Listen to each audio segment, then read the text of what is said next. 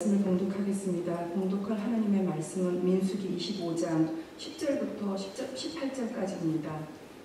여호와께서 모세에게 말씀하여 이르시되 제사장 아론의 손자 엘르아살 아들의 비느하스가 내 질투심으로 질투하여 이스라엘 자손 중에서 내 노를 돌이켜서 내 질투심으로 그들을 소멸하지 않게 하였도다. 그러므로 말하라. 내가 그에게 내 평화의 언약을 주리니 그와 그 후손에게 영원한 제사장 직분의 언약이라. 그가 그의 하나님을 위하여 질투하여 이스라엘 자손을 속죄하였음이니라. 죽임을 당한 이스라엘 남자 곧 미디안 여인과 함께 죽임을 당한 자 이름은 시므리니 살루의 아들이요 시므온의 조상의 가문 중 한 지도자이며 죽임을 당한 미디안 여인의 이름은 고스비이니 수르의 딸이라. 수르는 미디안 백성의 한 조상의 가문의 수령이었더라. 여호와께서 모세에게 말씀하여 이르시되 미디안인들을 대적하여 그들을 치라. 이는 그들이 속임수로 너희를 대적하되 부올의 일과 미디안 지휘관의 딸 곧 부올의 일로 연병이 일어난 날에 죽임을 당한 그들의 자매 고스비의 사건으로 너희를 유혹하였음이니라. 이 말씀은 하나님의 말씀이었습니다.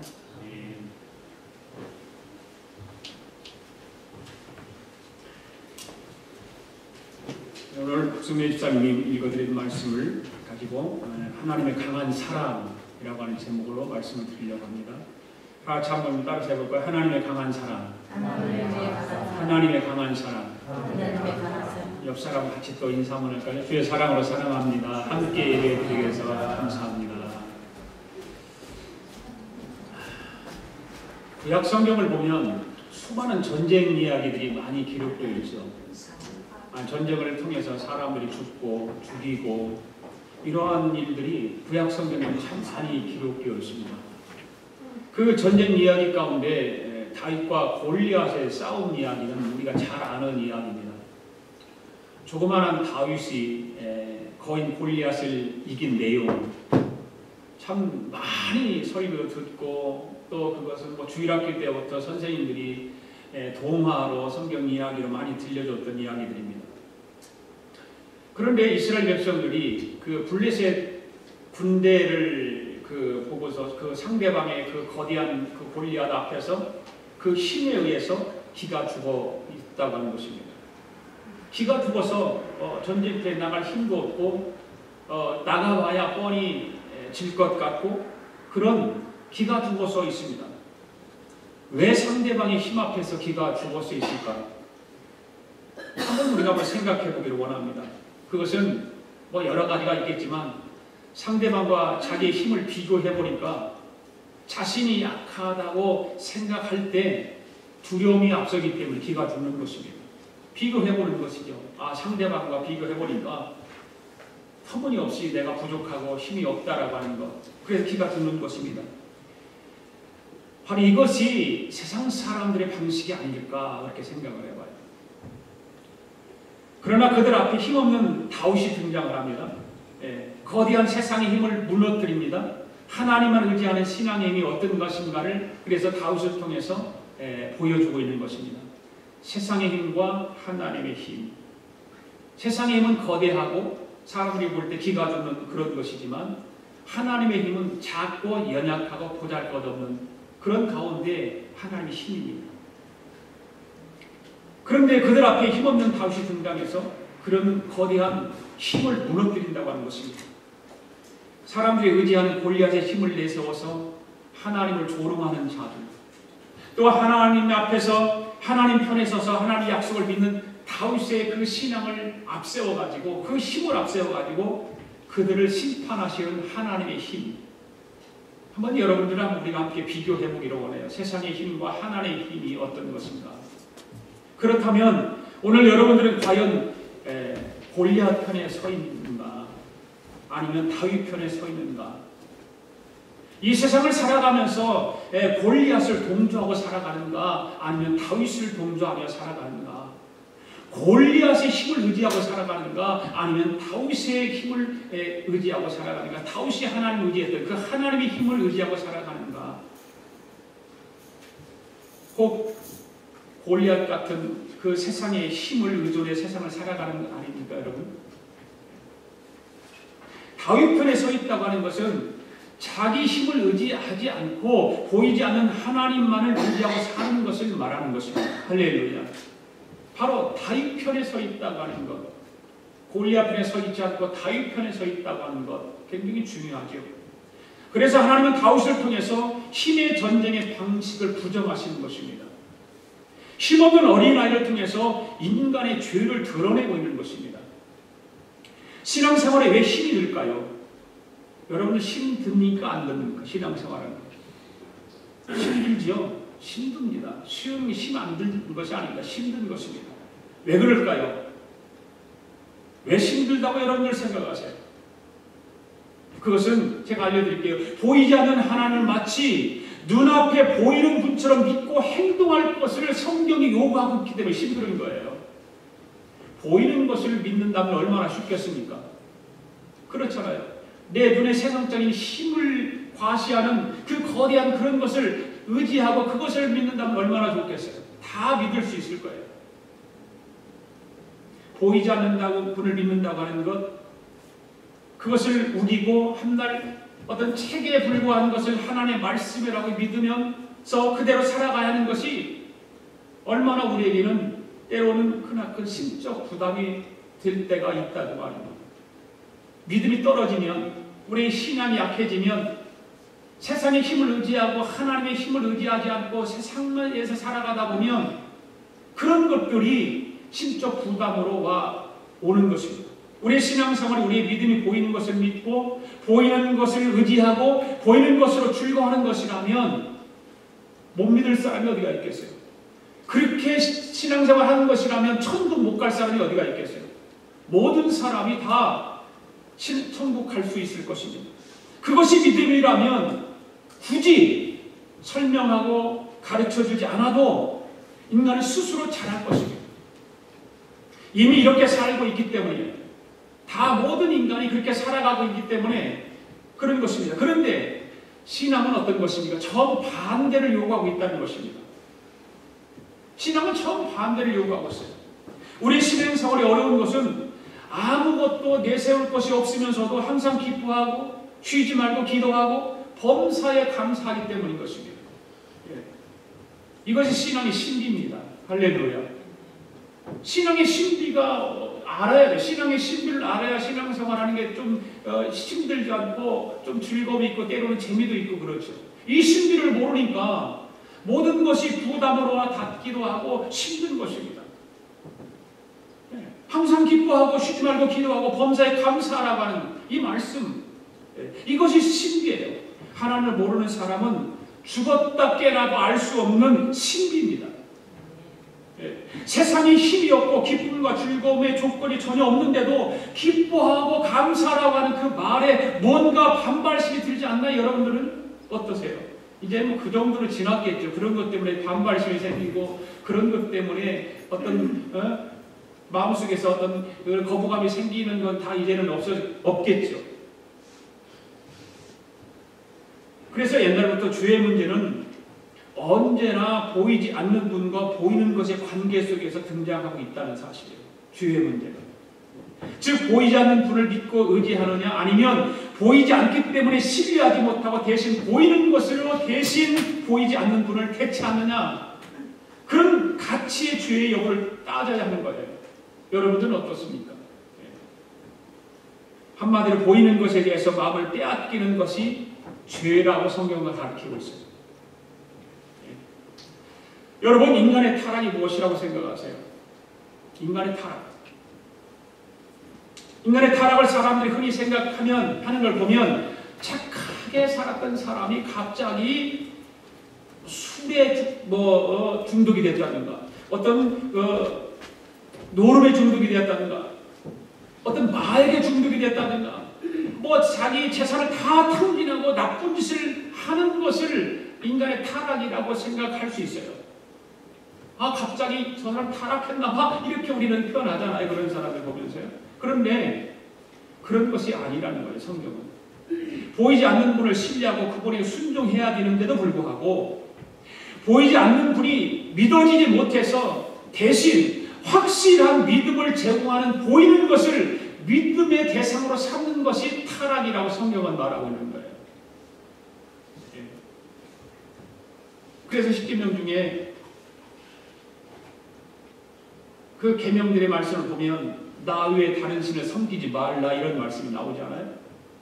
이것은 하나님 외에 뭡니까? 믿음의 대상을 두지 말라 그 말입니다. 세상 것에 보이는 것에 믿음의 대상을 두지 말고 하나님만 믿음의 대상으로 삼으라 그 말입니다. 그리고 이 계명에서 뭐라고 그래요? 아무 형상이든지 만들지 말라 그 말씀이 십계명에 나오지 않습니까? 이것도 역시 보는 것을 보이는 것을 믿음의 대상으로 삼지 말라는 그런 말씀이에요. 보이는 것을 믿음의 대상으로 삼지 말아라. 눈앞에 보이는 즐거움이 보이지 않는 하나님의 말씀을 능가해 버리는 것을 가지고 우상이다 그렇게 말하는 거예요. 우상. 사람이 보이지 않는 것을 신앙한다고 하는 것은 자기 포기와 힘든 인내가 없이는 불가능한 것입니다. 나를 포기하는 거예요. 그리고 인내하는 거예요. 사람이 세상을 살면서 힘이 없어서 당하는 고통은 참으로 많습니다. 그럴 때도 변함없이 보이지 않는 하나님만 신앙하기 위해서는 놀라운 인내가 없이는 불가능하다는 것입니다. 인내가 그만큼 우리 신앙생활하는데 얼마나 중요한지 모릅니다. 그러나 이런 인내까지도 인간 스스로가 만들어내지 못하고 오직 주님의 도우심으로 가능하다고 하는 것이죠. 할렐루야. 인간의 힘으로는 불가능합니다. 그러나 우리 주님의 힘으로, 우리 주님의 도우심으로 말미암아 가능한 것입니다. 그래서 우리는 끊임없이 무엇을 해야 될까요? 기도해야 됩니다. 끊임없이 기도해야 됩니다. 이런 것을 우리가 말씀을 드리면서 성경에 또 보면 누룩을 비유로 한 여러 가지 이야기가 나오죠. 누룩. 적은 양의 밀가루 반죽에 들어가면 그 반죽 자체를 부풀리는 누룩의 성질을 비유로 해서 소재로 삼은 이야기가 성경에 나오지 않습니까? 사실 이 누룩은 뭡니까? 이스트라고 하는 거잖아요. 이 이스트라고 하는 것이 호모균이라고 하는 것이 정식으로 발견된 것이 호모균이라고 하는 것인데 그 호모균이 정식으로 발견될 때는 17세기 후반이었다고 합니다. 17세기 후반. 1857년에 와서야 그래서 프랑스 과학자 파스테르가 처음 과학적으로 규명해내는 것이라고 합니다. 그런데 이 고대인들은 이런 과학적 사실을 모르면서도 누룩을 사용해서 빵을 만드는 거예요. 그런 과학적 근거 없이 누룩을 자기들이 만들어서 한 거예요. 우선 밀가루와 포도즙을 함께 반죽한 뒤에 햇볕에 말리면 누룩이 된답니다. 그래서 그거를 누룩으로 썼다는 것이죠. 그리고 우리나라에서 엿기름 만들듯이 밀이나 보리를 물에 담가서 발효를 시키면 이것을 가지고 또 누룩으로 쓰게 됐다는 거죠. 그 옛날에 우리 조상들의 지혜는 놀라울 정도예요. 과학적으로 근거는 없지만 그렇게 만들어 쓴 거예요. 그러나 가장 많이 사용한 방법은 발효된 밀가루 반죽을 일부 떼어 두었다가 다른 반죽을 할 때 거기 넣어서 같이 반죽하면 그것이 누룩 역할을 했다는 거예요. 고대인들에게 이런 현상은 매우 신기했을 것입니다. 기술은 터득하여 사용하고 있지만 그 안에 담겨있는 과학을 모르니까 얼마나 신기했을까라고 하는 것입니다.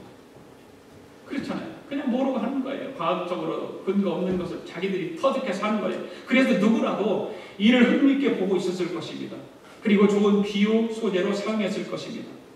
성경에 보면 크게 두 가지 관점에서 누룩을 비유로 설명하고 있습니다. 크게 두 가지 관점에서. 하나는 긍정적인 관점에서 누룩을 비유합니다. 긍정적인 관점에서 이야기하고 있는 것 누룩의 비유는 무엇이냐면 마태복음 13장 13절의 말씀을 보면 이렇게 말씀하고 있습니다. 같이 읽어보겠습니다. 시작. 천국은 마치 여자가 가루 서말 속에 갖다 넣어 전부를 부풀리 한 누룩과 같으니라. 하나님의 나라가 확산되어 가는 것을 누룩에 비유한 것입니다. 이건 긍정적인 관점에서 말하는 거예요. 그렇습니다. 누룩은 긍정적으로 오면 발효를 이끌어내는 것입니다. 적은 양의 누룩이 가루 서말 속에 들어가서 그 가루 전체를 맛있는 빵이 되게 하는 것입니다.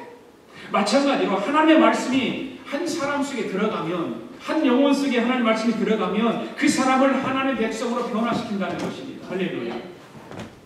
하나님의 백성 한 사람이 어떤 공동체에 들어가게 될 때에 그 공동체를 변화시켜 하나님의 나라가 되게 한다는 것입니다. 이게 긍정적인 누룩의 비유를 말씀하고 있는 것입니다. 다른 하나는 부정적인 말씀인데 고린도전서 5장 6절 8절 말씀에 보면 이렇게 기록되어 있습니다. 같이 읽을까요? 시작. 너희가 자랑하는 것이 옳지 아니하도다. 적은 누룩이 온 덩어리에 퍼지는 것을 알지 못하느냐? 너희는 누룩 없는 자인데 새 덩어리가 되기 위하여 묵은 누룩을 내버리라. 우리 유월절 양 곧 그리스도께서 희생되어 주셨느니라. 이러므로 우리가 명절 지키되 묵은 누룩으로 말고 악하고 악의에 찬 누룩으로 말고 누룩이 없이 오직 순전함과 진실함의 떡으로 하자. 잘못된 가르침이나 풍조가 전해져서 신앙이 흔들리고 하나님의 나라가 무너져가는 것을 바로 누룩에 비유하고 있는 거예요. 이건 부정적인 측면에서 말하고 있는 거예요. 그렇습니다. 누룩은 부정적으로 보면 뭡니까? 부패를 일으킨다는 것입니다. 부패하게 만드는 거예요. 적은 양이 소리 없이 들어와서 전체를 썩게 만드는 것입니다. 마찬가지로 신앙 공동체의 잘못된 가르침이나 무신론이나 어떤 이단 사상, 세상 풍조 이런 것들이 소리 없이 들어와서 그 교회 안에 전체를 부패하게 만든다 그 말입니다. 네.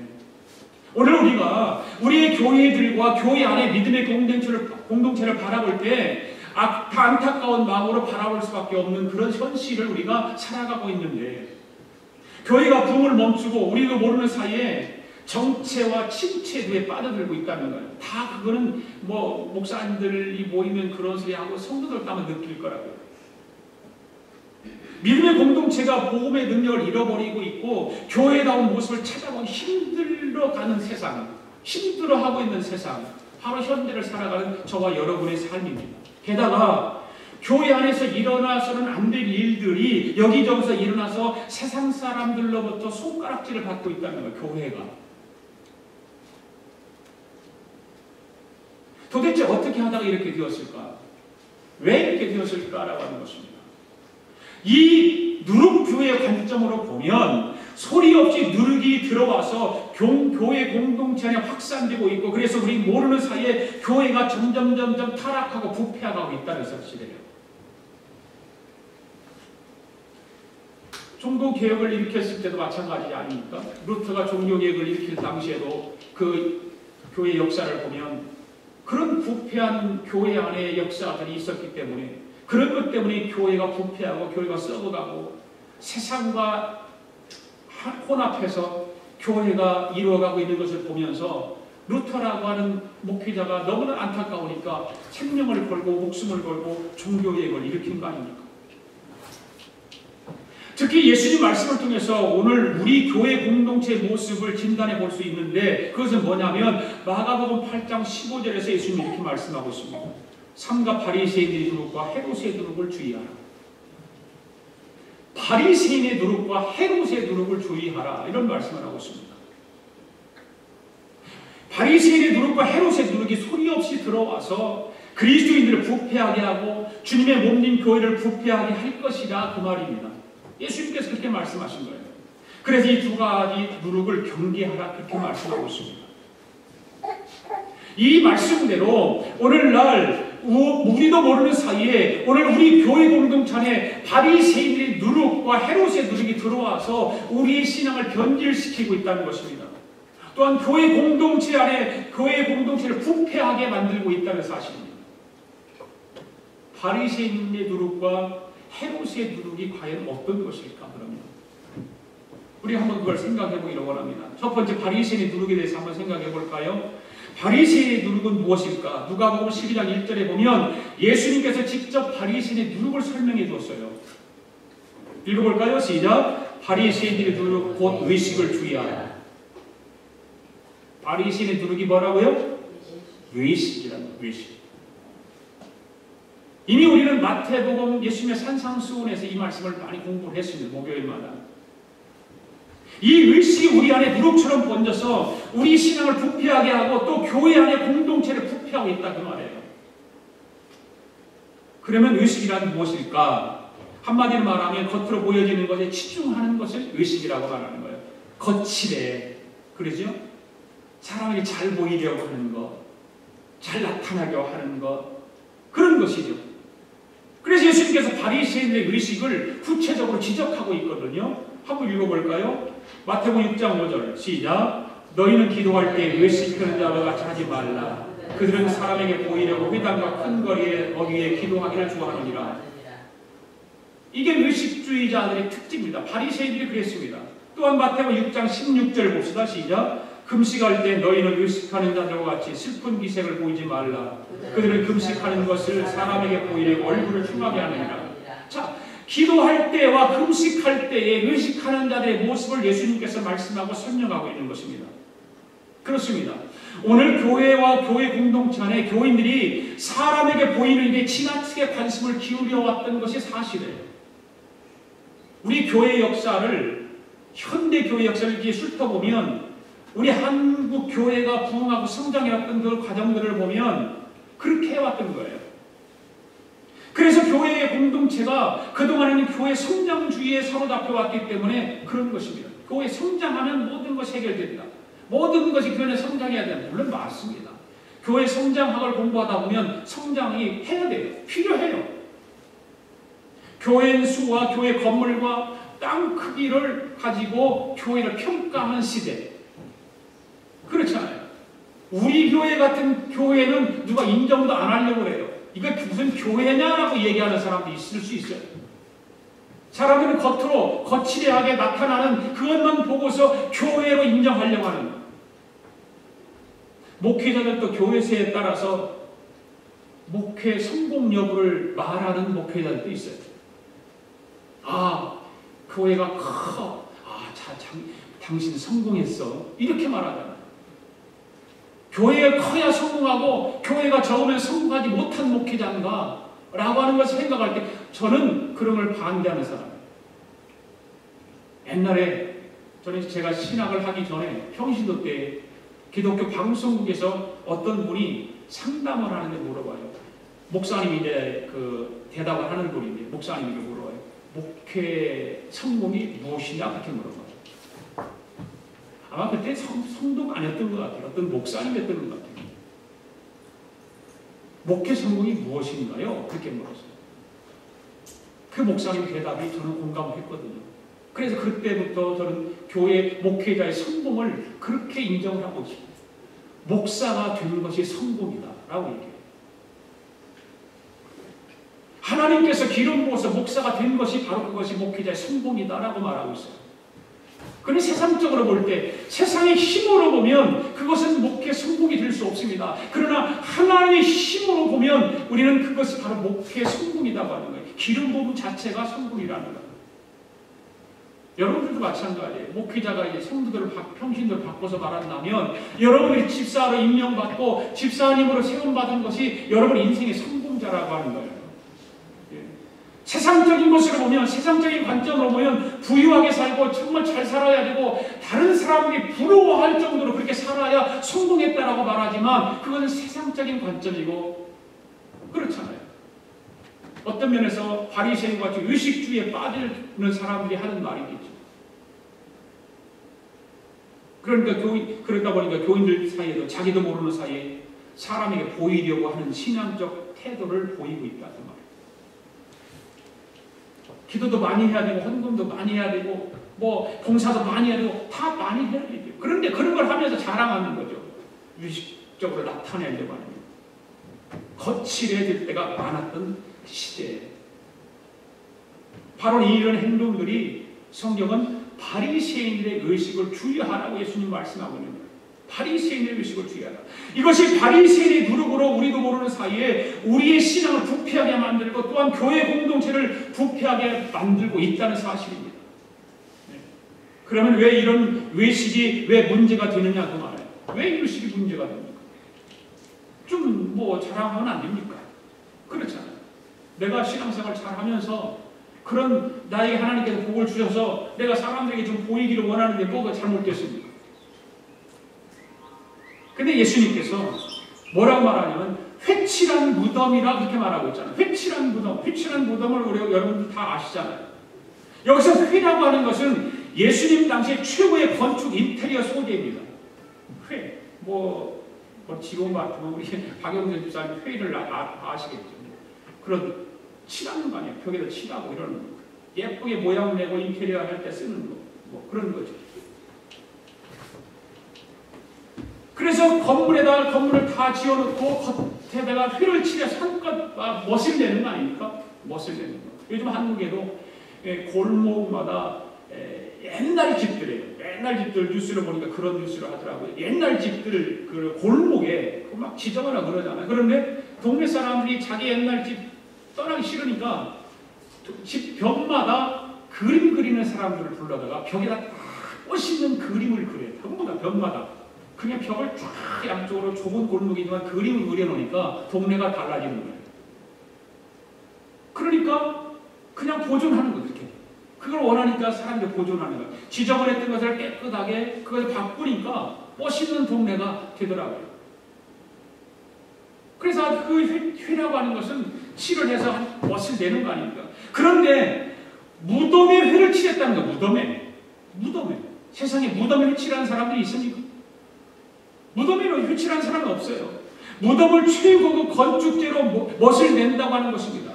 무덤을 화려하고 아름답게 장식했다는 것입니다. 그러나 문제는 그 무덤 속에 뭐가 있느냐는 거죠. 뭐가 있습니까? 죽은 시신이 있습니다. 시신이 썩어가고 있습니다.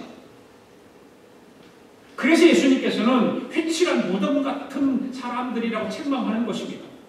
그 문제가 있는 것입니다. 왜 그럴까? 왜 문제가 있습니까? 거기에는 생명이 없기 때문에 그런 거죠. 교인들 그 심령 속에 영적 생명이 죽어가고 있다는 거예요. 현대 크리스찬들이 영적 생명력이 죽어가고 있는 거치대만 한다는 거예요. 외식주의에 빠져 있다는 것입니다. 교회 공동체 안에도 영적 생명력이 사라져가고 있다는 것입니다. 예수님 그걸 지적하고 있는 거예요. 옛날 바리새인들에게만 지적하는 것이 아니라 현대 우리들에게도 예수님께서 책망하시는 거예요. 회칠한 무덤 같은 사람들아.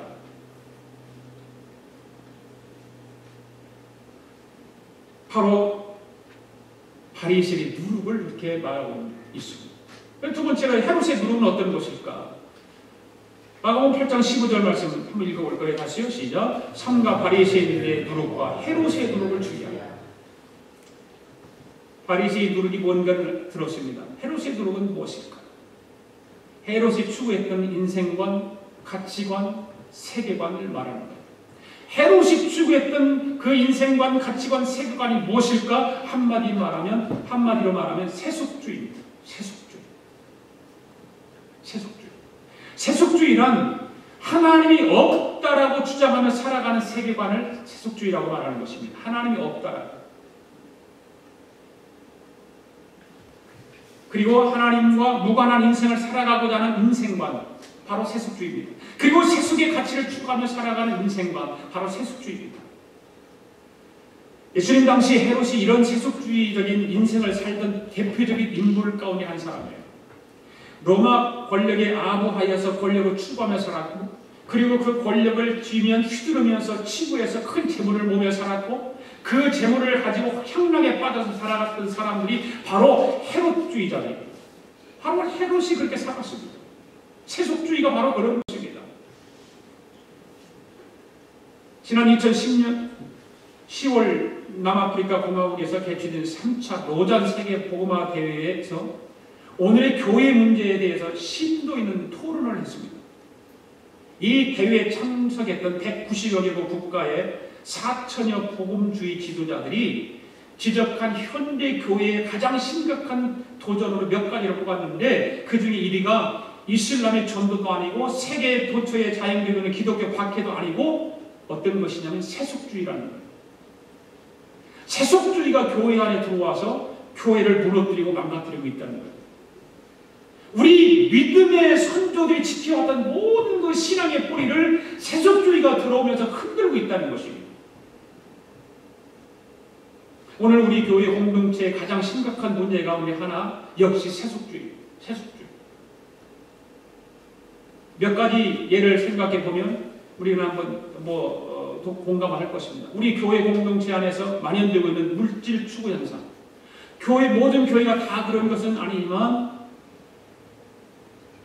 교회가 저도 가끔은 그런 설교를 하지만 헌금을 강요한다든가 돈으로 교회 직분을 사고 팔고 한다든가 심지어 뒷돈을 주고 교회를 매매하고 팔고 사고 한다든가 이런 것들 아니겠어요? 바로 세속주의.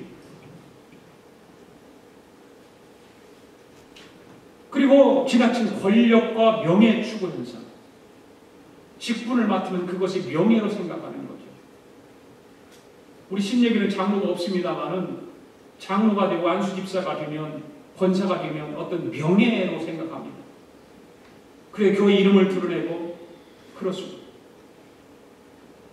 목회자들 저는 명함이 없습니다만 저는 목회자들 가끔 보면 명함을 받아보면 그냥 어느 교회 담임 목사면 되잖아요. 근데 거기에 자기 막 양력을 다 쓰는 거예요. 그리고 다녀요. 그리고 박사에 꼭 넣었거든요. 뭐 나쁜 거는 아니겠죠. 그런데 자기를 드러내려고 하는 어떤 세속주의에 물들어 있는 것이죠. 그리고 도덕과 윤리의 실종 현상.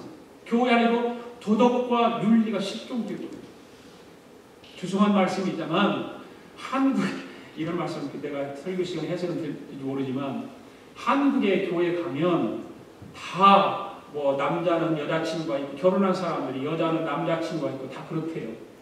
교회 안에 얼마나 세속주의가 교회 안에 침투해 왔으면 가정을 가진 부부들이 서로가 다른 남자친구 여자친구를 사귀고 있다고 하는 그런 말들이 그냥 공공연하게 떠들고 다니잖아요.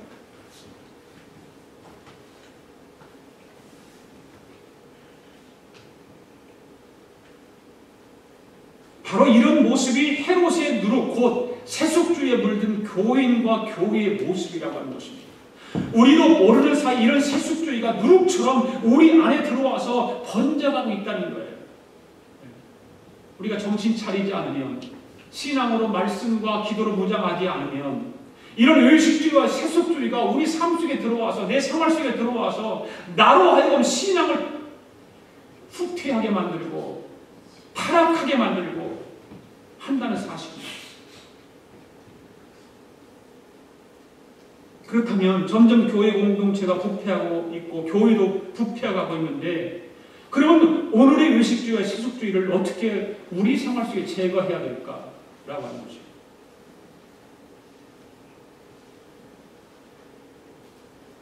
오늘 본문의 말씀을 보면 소위 오늘 본문의 말씀은 바알볼 사건에 대한 기록이 말씀이에요. 바알볼 사건 잘 여러분들 모르실 텐데 이스라엘 백성이 가나안 땅 진군을 해서 모압 평지 시딘에 머무르고 있었습니다. 그때 모압 왕 바알락이 이스라엘을 공격하기 위해서 점술과 바알람을 매수해가지고 갖가지 수를 다 쓰다가 드디어 나름대로 효과적인 방법을 찾아냅니다. 그것이 뭐냐면 미인계입니다. 예쁜 여자들 앞에 세우는 거예요. 미인계. 그래서 발람은 모압과 미디안 여인들을 동원해가지고 이스라엘 남자들을 유혹하기 시작하는 것입니다. 놀랍게도 많은 이스라엘 남자들이 손쉽게 그 유혹에 넘어갔다는 거예요. 예? 아마 지금도 그럴 거예요. 제가 목회자들 안수받는 목회 안수받기 위해서 십치를 하는 그런 과정 속에 전도사님들에게 이제 그런 얘기를 하죠. 목회자가 주의할 것이 있다. 뭐냐? 돈, 명예, 그 다음에 이성. 그런 이야기를 해요. 이성을 참 조심해라. 저는 목회를 처음 시작할 때 여기서 한 1시간 반 떨어져서 페어필드에서 목회를 시작했는데 거기서 저는 이런 얘기예요. 성도들에게 2주가 3주 정도 있다가 아주 공개적으로 얘기했습니다. 저 혼자는 신방은 절대 안 갑니다. 제 아내와 꼭 갑니다. 저 혼자 오라고 절대 하지 마십시오. 그렇게 한 적이 있어요. 왜? 미리 방지하는 거죠. 어떤 그런 것에 목회자가 휘말려버리면 목회 못하잖아요. 그리고 목회자 그래서는 안 되는 것이에요. 세상에 떠들어대고 얼마나 이런 일들이 현대 교회 안에 많이 있잖아요. 그래 교회들이 무너지고 목회자들이 무너지고 그런 과정들 우리는 알고 있지 않습니까? 바로 이런 미인계를 통해서 이스라엘 남자들을 유혹합니다. 놀랍게도 많은 이스라엘 남자들이 싹싹 다 넘어가는 거예요. 이방 여인들과 음행을 저지르고 한 걸음 더 나아가서 이 여인들의 꿈에 빠져서 바알볼의 제사까지 하는, 우상의 제사까지 하는 이런 기가 막힌 일들이 일어나는 것입니다. 그때 하나님 진노하시죠. 그리고 그 일을 방조한 각 지파의 지도자들을 공개해서 처형을 하십니다. 그리고 바알볼에 감당한 이스라엘 백성들 다 죽이도록 하셨습니다. 더더욱 하나님의 준엄한 심판으로 이스라엘에게 뭐가 돌기 시작하게 만드냐면 하나님의 연병이 돌게 만들어요. 연병을 돌게 해요. 그래서 온 이스라엘 백성이 큰 충격과 슬픔으로 막 가득 차 있습니다.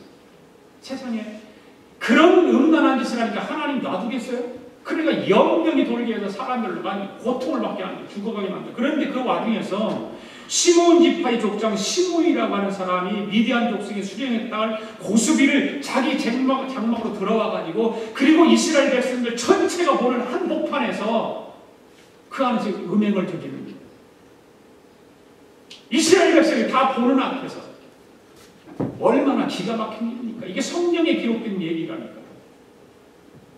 그러니까 성경은 오류가 없다 그 말이에요.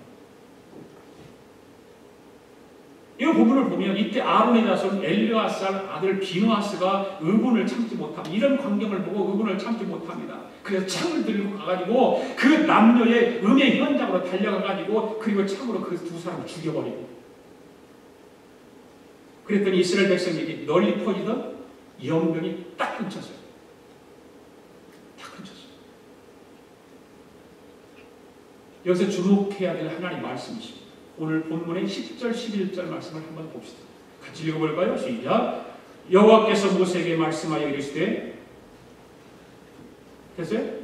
시작. 여호와께서 모세에게 말씀하여 이르시되 제사장 아론의 손자 엘르아살의 아들 비누아스가 내 질투심으로 질투하여 이스라엘 자손 중에서 내 노를 돌이켜서 내 질투심으로 그들을 소멸하지 않게 하였도다.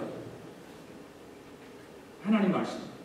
한마디로 말하면 비누아스가 하나님의 질투심을 가지고 그들을 처단했다 그 말입니다. 하나님의 질투심. 이거 잘 기억해야 돼요. 그래서 저는 오늘 본문을 하나님의 강한 사랑이라고 하는 말을 쓴 거예요. 그러면 하나님의 질투를 행했다는 그건 무슨 말입니까? 여러분, 하나님은 질투하시는 하나님이십니까? 질투하지 않으시는 하나님입니까? 질투하시는 하나님. 성경에 질투하시는, 나는 질투하는 하나님이라고 그렇게 말씀하셔요. 우리가 보통 질투한다, 그의 질투를 사전에 찾아보니까 뭐라고 말하냐면 자신이 좋아하는 이성이 다른 이성을 좋아하는 것을 지나치게 시기함, 그렇게 돼 있어요. 그 지나치게 시기하는 것을 질투라고 말합니다. 오늘 본문에서 질투라고 하는 말은 열심이라고 번역되어 있는 말인데 그 본뜻은 강한 사랑이라는 뜻입니다.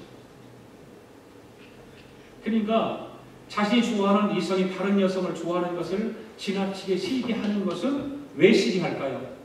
사랑하기 때문에 가는 거죠. 사랑하기 때문에. 만일 어떤 여자분이 이렇게 말했다고 해봅시다. 목사님, 저는요 제 신랑이 다른 여자를 만나고 다녀도 다 이해해요.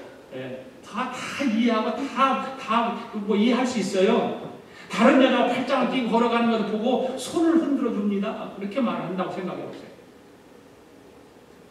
이 여자분이 마음이 넓은 사람일까요? 아마 어쩌면 이 여자도 다른 남자가 있을 가능성이 많으시죠. 왜? 신랑보다 그 남자를 더 사랑하니까. 여러분, 하나님의 질투라고 하는 말은 하나님께서 우리를 향한 강한 사랑이라는 뜻입니다. 강한 사랑. 우리를 향한 강한 사랑. 하나님의 질투는 우리를 너무너무 사랑하기 때문에 하나님 질투하신다.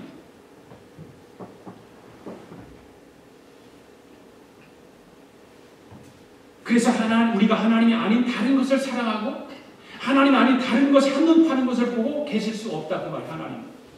그래서 하나님이 질투하신다. 오늘 본문에서 우리가 주목해야 할 것은 비누아스는 이 하나님의 강한 사랑을 공감했다 그 말이에요. 하나님의 그 강한 사랑을 공감했어요. 그래서 그 미인계를 쓰는 그 예쁜 여자들과 이스라엘 백성들이 그렇게 놀아나는 것을 볼 수가 없으니까 이 비누아스가 그 하나님의 강한 사랑을 가지고 그들과 죽은 거예요. 그 일을 한 거예요. 사랑하는 여러분, 우리가 비누아스처럼 하나님의 사랑을, 하나님 그 강한 사랑을 느낄 수 있어야 됩니다. 우리 안에, 그리고 우리 교회 공동체 안에 자리 잡고 있는 저 바리새인의 누룩과 헤롯의 누룩을 보고 하나님의 강한 사랑을 가지고 물리쳐야 되는 것입니다. 하나님을 의식하기보다는 사람을 의식하며 신앙생활하는 모습을 보고 하나님의 그 사랑을 가지고 분노를 느낄 수 있어야 되는 것입니다. 형식주의와 의식주의에 사로잡혀서 생명을 잃어버리는 그 교회 공동체와 우리 자신에 대한 분노를 느낄 수 있어야 되는 것입니다. 우리 자신 스스로가 내가 지금 의식주의에 빠져있고 헤롯의 그 세속주의에 빠져있다면 그 하나님의 사랑을 가지고 강한 분노를 나 자신에게 느껴야 되는 거예요. 세속주의 물결에 휩쓸려서 신앙의 거룩성을 잃어버린 모습을 보고 하나님의 가장 큰 사랑을 가지고 분노를 느낄 수 있어야 됩니다. 세속주의와 타협하여 교회다움을 잃어버린 모습을 보면서 하나님의 강한 사랑을 가진 그 분노를 느껴야 되는 것입니다. 오늘 본문에서 우리가 주목해야 할 또 하나는 비누아스의 결단인 것이죠. 비누아스는 창을 들고 단호하게 하나님의 적인 음란의 현장을 달려가서 두 남녀를 처단했다는 거예요. 하나님의 강한 사랑의 질투를 해소해드린 것입니다. 하나님이 원하시는 그 일을 이 비누아스가 대신한 것입니다. 이 점을 하나님께서 어떻게 하셨어요? 칭찬하신 것입니다. 하나님이 칭찬하셨어요. 우리가 인간적으로 보면 어떤 외식적인 그런 생각, 세속주의적인 생각으로 보면 이게 죽으면 안 되죠. 용서해야 되지.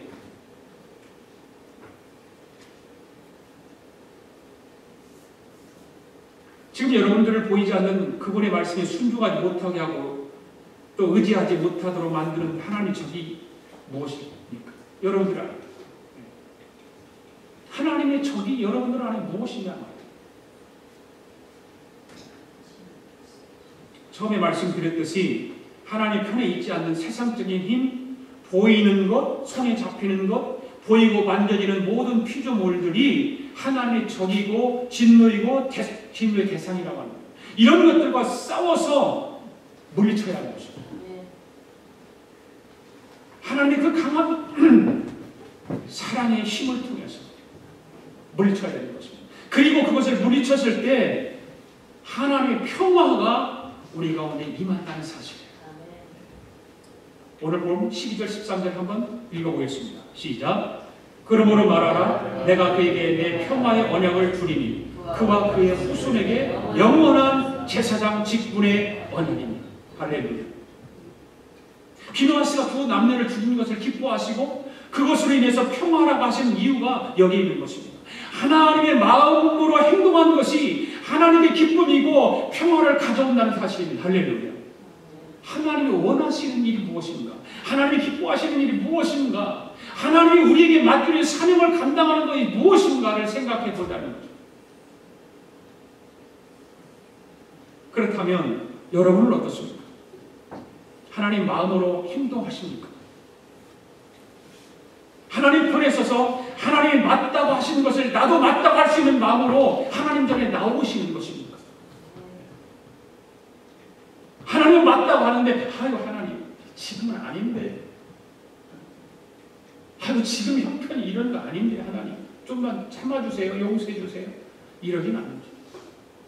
하나님이 맞다고 하면 그 하나님의 말씀에 동의를 해야 되는 거예요. 만약 이런 것을 우리가 이해하지 못하고 이런 믿음이 없다면 우리는 하나님의 그 평화를 느낄 수 없는 것입니다. 평화를 맛볼 수 없는 것입니다. 하나님이 기뻐하시는 사람은 하나님의 마음으로 살아가는 사람인 줄로 믿습니다. 하나님의 마음. 하나님의 죄를 미워하신다는 사실은 다 아시잖아요. 그렇다면 그 마음으로 하나님같이 죄를 미워하며 살아가는 사람들이 하나님이 기뻐하시는 사람들인 것입니다. 할렐루야. 네. 죄를 미워하는 줄 알아야 하잖아요. 죄를 미워할 줄 모르고 죄와 타협하고 그냥 어정쩡하게 살아가는 그런 신앙인들이 아니라 죄를 미워하고 하나님 마음으로 살아가는 그런 사람들이 바로 그 하나님의 위대한 그 평화를 맛보게 되는 것입니다. 우린 모든 것을 예수님으로부터 시작해야 되는 것입니다. 예수님만이 길이고 진리고 생명이라는 것을 확실하게 하지 않으면 하나님의 평화를 맛볼 수 없습니다. 평화가 주어지기 위해서는 뭐가 있어야 될까요? 전쟁이 있어야 되는 거죠. 싸움이 있어야 되는 거죠. 누구와 싸움입니까? 누구와의 전쟁입니까? 보이는 것을 의지하는 자신의 의식주의와 세속주의적인 사고방식과 싸우는 거예요.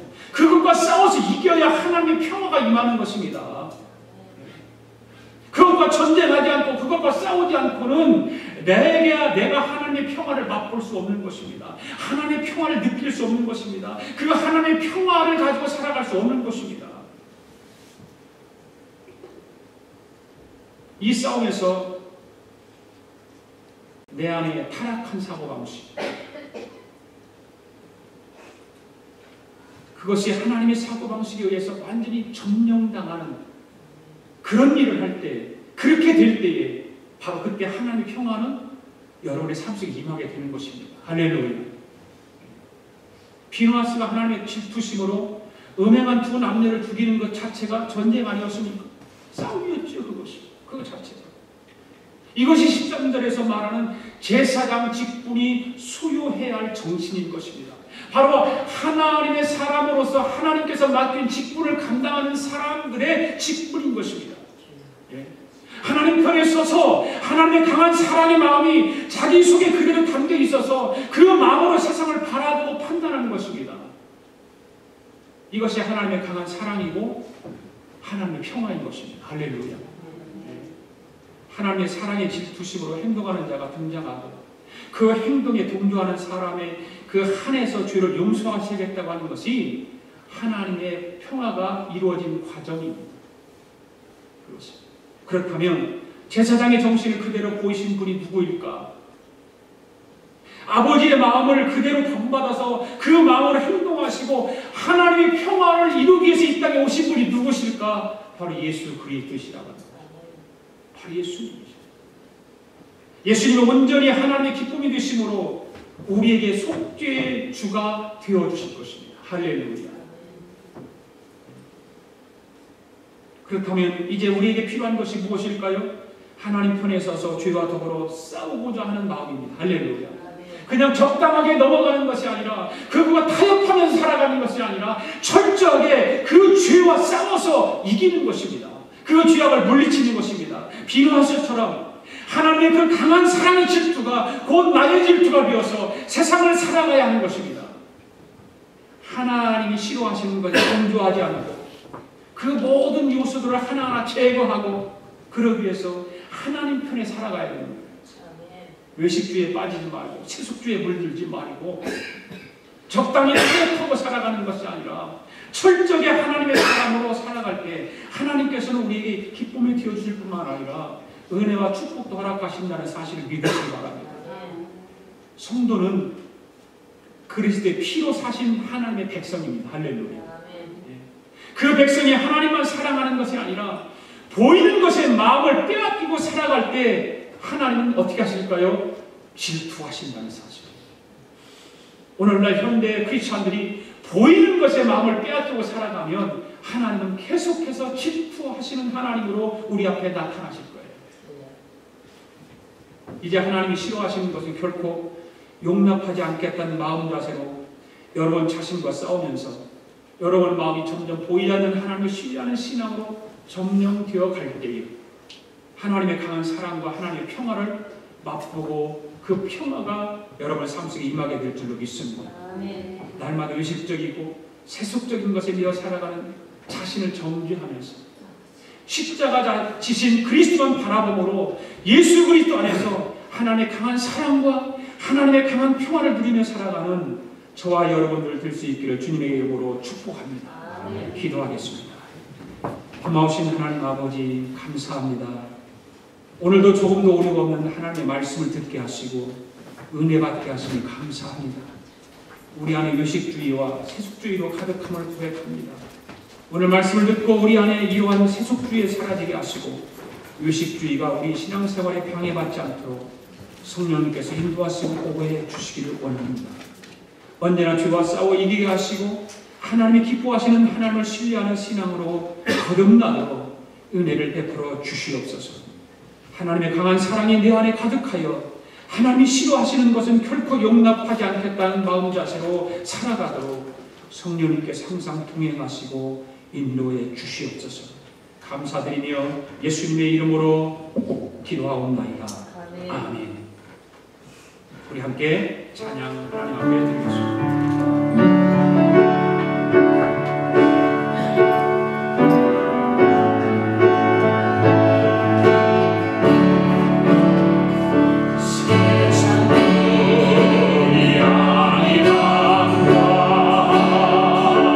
나를 찾으시며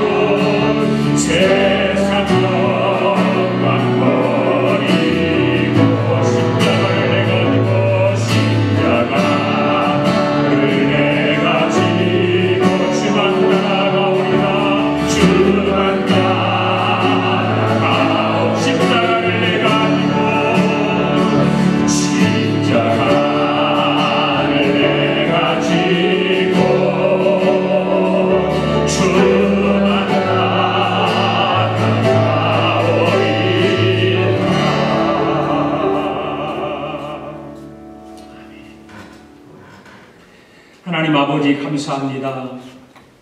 오늘도 하나님께서 우리에게 은혜 베풀어 주시고 우리를 축복해 주시기 위해서 우리를 주의 전으로 불러주시고 주님 전에 나오면서 빈손으로 오지 아니하고 귀한 예물을 구별하여 하나님 앞에 바쳐 올리게 하심을 감사합니다. 사랑하는 성도들, 이 시간 주님 앞에 11주 예물을 드렸습니다. 감사 예물을 드렸습니다. 선교 예물을 드렸습니다. 일천거지 예물을 드렸습니다. 마음의 소원을 물질에 담아 하나님 앞에 올려드렸습니다. 오 주님, 이 귀한 예물을 받아 주옵소서. 성들의 간구에 응답하여 주시옵소서. 하나님 아버지께서 우리를 축복하시되 하늘의 신령한 복으로 축복하시고 이 땅의 기름진 복으로 축복하여 주셔서 영적으로도 육적으로도 마르지 않게 하시고 또 하나님 위대한 하나님의 사랑, 위대한 하나님의 그 강한 사랑을 늘 우리 마음속에 새기며 살아가는 믿음의 종들 되도록 축복하여 주시옵소서. 하나님의 교회가 교회다운 교회로 거듭나기를 원합니다. 주여 불쌍히 여기시고 긍휼히 여겨 주셔서 하나님의 교회를 축복하시고 부흥케 하여 주시사 하나님의 의를 위하여서 쓰임받는 복된 교회가 되게 하여 주시옵소서. 사랑하는 모든 성도들 한 영혼들이 주님께서 맡기는 귀한 사명 잘 감당하여 주님 앞에 섰을 때 잘했다 칭찬 듣는 믿음의 종들 되게 하시고 하나님의 교회가 참으로 이 물질 때문에 어려움 당하지 않게 하시고 풍성한 하나님 복을 통해서 나누고 선교하고 전도하고 구제하는 일에 아버지 아름답게 사용되어지도록 축복하여 주시옵소서. 성도들의 가정마다 이 한 주간도 은혜 베풀어 주시고 복을 허락하여 주시고 강건케 하여 주셔서 하나님의 은혜를 사모하는 믿음의 가정들 되게 하여 주시옵소서. 오늘도 하나님 전에 나오지 못한 성도들이 많이 있사오니 주여 저들의 삶을 복되게 하여 주시옵소서. 하나님 아버지 주님 앞에 온전히 주의를 성수하게 하시고 하나님 앞에 예배하는 자들로 세워지게 하여 주시옵소서. 지금은 우리 주 예수 그리스도의 은혜와 하나님 아버지의 극진하신 사랑과 성령님의 감동감화 충만하신 역사가 오늘도 하나님의 강한 사랑을 가지고 외식주의와 세속주의에 물들지 않게 하시어 그 외식주의와 세속주의를 물리치고 하나님의 강한 사랑을 가지고 이 세상을 살아가기로 다짐하고 돌아가는 사랑하는 성도들 머리머리 우애와 성도들의 가정과 직장과 경영하는 기업 우애와 우리가 살고 있는 이비합중국과 하나밖에 없는 우리 조국 우애와 주의 이름으로 모이는 교회 우애 지금으로부터 영원토록 함께 하시기를 예수님의 이름으로 축원하옵나이다. 아멘.